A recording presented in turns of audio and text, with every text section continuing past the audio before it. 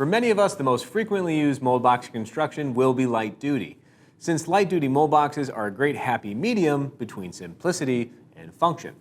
They're simple to work with materials, make them a great place to start learning the basics while not having to invest a substantial amount of money in new tools, materials, or space.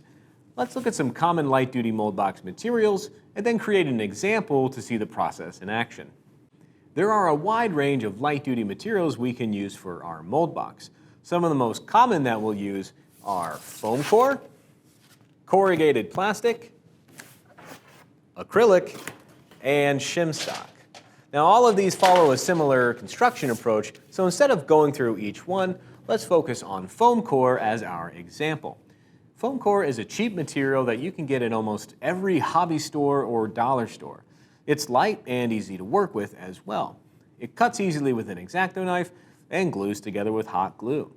You can even remove one side of the foam core surface, revealing the foam core center that can be bent to accommodate curves and bends.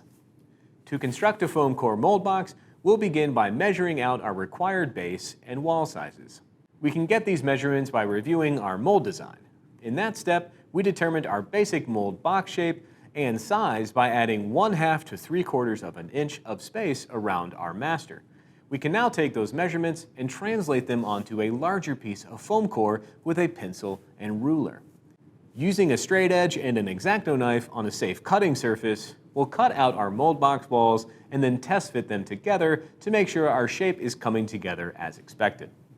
It's common to add a little extra width on 2 of your mold box walls to ensure the walls overlap each other. Without that little extra, our walls will meet with a little bit of a gap that will be hard to fill. That width is just 2 times the thickness of your foam core walls. This layout gives us few areas where leaks can occur and an overall better fit. Now, after cutting out our walls, we'll cut out a base that is at least 1/2 inch wider on all sides than our walls. This will give us a surface to run a bead of hot glue around the base, ensuring a leak-proof construction. With all of our pieces cut, we'll begin by tacking our mold box walls into position on our base by using some CA glue and accelerator. This will keep our walls from moving when we go back and hot glue our seams and gives us an opportunity to test fit our master before locking things in more permanently. Once everything is in its proper position, we can grab our hot glue gun and run a line along every seam of our mold box.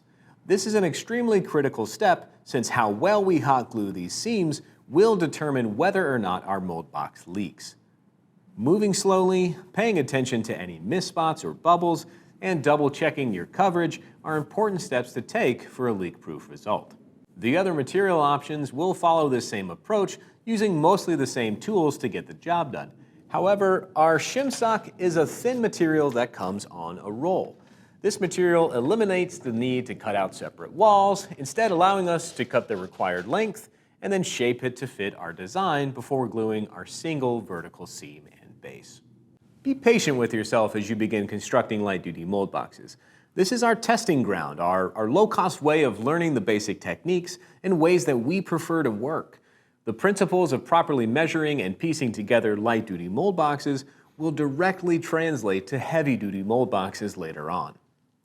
We will make mistakes, we will have a leak, and we will run into issues. That is just a part of the making journey. Learning from those issues is what makes us a better maker.